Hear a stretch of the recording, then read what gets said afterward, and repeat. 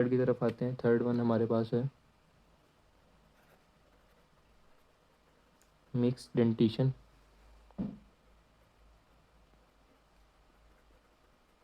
Phase.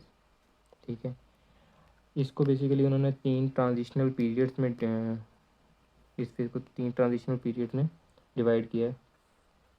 First inter transitional and second transitional. सबसे पहले देखेंगे कि फर्स्ट ट्रांजिशनल जो पीरियड है उसमें क्या होता है। सबसे पहले कि हम इसमें देखते हैं कि फर्स्ट मोलर इरप्ट करता है, परमानेंट फर्स्ट मोलर। ठीक है, इसलिए ये मिक्स डेंटिशन है कि इसमें प्राइमरी भी होंगे, परमानेंट दोनों होंगे। ठीक है, तो फर्स्ट मोलर जो आपका है फर्स्ट ट्रांजिशन पीरियड में इरप्ट करेगा। ठीक है, इसी के साथ आपके एक्सचेंज हो जाएगा इंसाइजर का।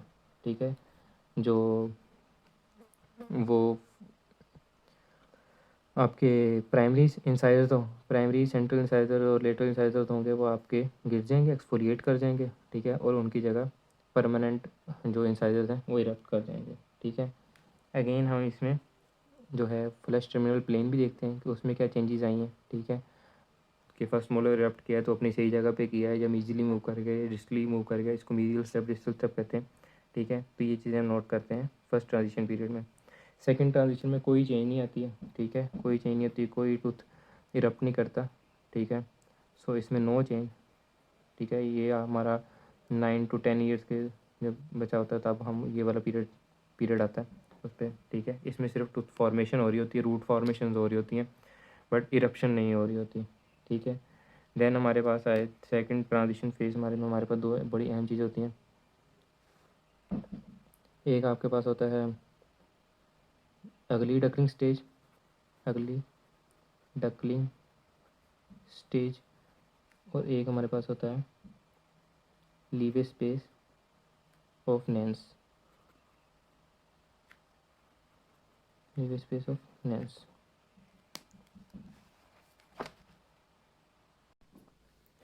अब हमने इसमें देखना है कि लीवे स्पेस ऑफ नैंस क्या होती है।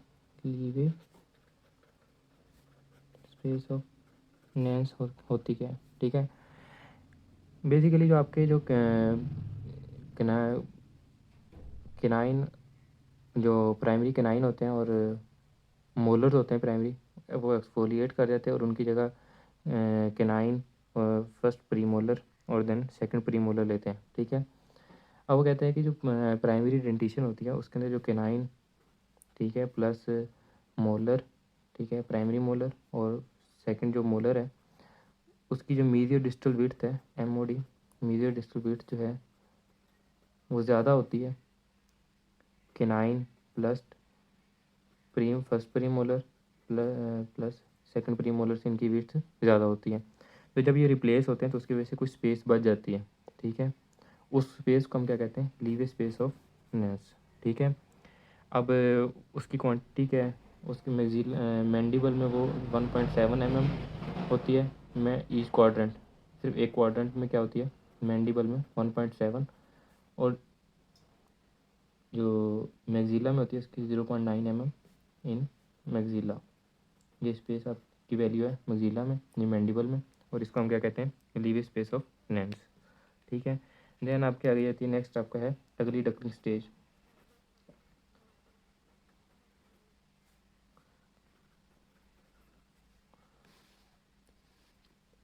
सब अब होता क्या है कि इसमें आपके जो क्राउन फॉर्मेशन हो रही होती है इस एज में आपके ये आपका 9 to 10 ईयर्स के दरमियान होती है, स्टेज आती है। ठीक है, 9 to 11 ईयर्स के दरमियान यह स्टेज आती है। अब इसमें क्या होता है कि ये आपके पास पड़े हैं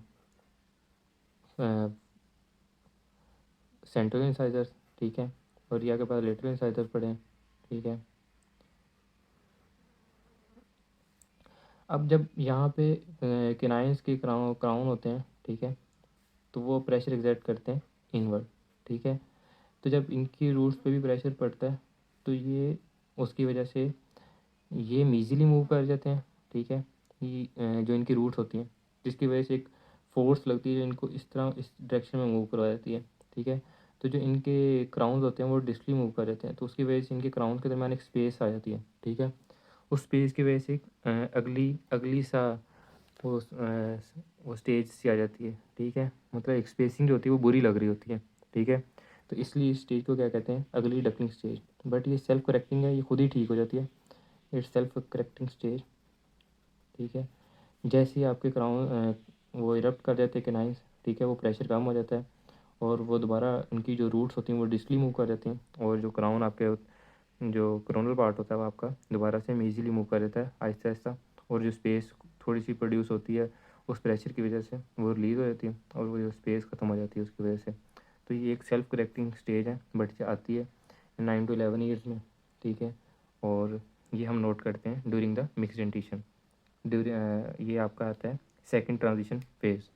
देन द लास्ट वन है परमानेंट डेंटिशन फेज। इसमें हम इनकी इरप्शन एज और सीक्वेंस देखते हैं, एज और सीक्वेंस देखते हैं क्या सीक्वेंस है, ठीक है। तो इसकी सीक्वेंस इस तरह होती है कि सबसे पहले 6 1 2 3 4 5 देन 7, या इसकी सीक्वेंस ये भी हो सकती है 6 1 2 3 1 4 3 5 देन 7, ठीक है। ये या इसकी सीक्वेंस होती है। फर्स्ट प्रीमोलर भी पहले रप्ट हो सकता है, कैनाइन भी रप्ट हो सकता है, ठीक है। ये इतना मैटर नहीं करता, ठीक है। बट बाकी तरतीब ये है कि सबसे पहले फर्स्ट मोलर, ठीक है, फिर सेंट्रल इंसाइजर, फिर lateral incisor, then canine, then first premolar, then second premolar, लास्ट में सेकंड मोलर, ठीक है। तो ये आपकी इरप्शन सीक्वेंस है जो कि हम परमानेंट में देखते हैं, और एज में देखते हैं कि ये कौन कौन सी एज में इरप्ट कर रहे हैं, ठीक है। और ये चीज़ें हम नोट करते हैं। तो ये आपके हैं पीरियड ऑफ ऑक्लूजन डेवलपमेंट, कैसे एक जो ऑक्लूजन है वो कैसे डेवलप करती है। कि सबसे पहले हमारे पास गम्स पैड बनते हैं, ठीक है। उसके ऊपर फिर उसके अंदर से टीथ इरप्शन स्टार्ट होती है। तो सबसे पहले प्राइमरी टीथ आते हैं, फिर देन एक मिक्स डेंटिशन का फेज़ आता है, उसमें एक ट्रांजिशनल पीरियड्स होते हैं जिसके अंदर काफ़ी सारी चेंजेस आती हैं, लीव स्पेस ऑफ नैंस, अगली डकलिंग स्टेज, ठीक है। देन जब सारे प्राइमरी एक्सफोलिएट कर जाते हैं देन एक परमानेंट डेंटिशन फेज स्टार्ट हो जाता है, ठीक है। और उसमें हम फिर इरप्शन सीक्वेंस और इरप्शन एज वगैरह ये चीज़ें देखते हैं। सो ये है हमारे पास occlusion, period of occlusion development.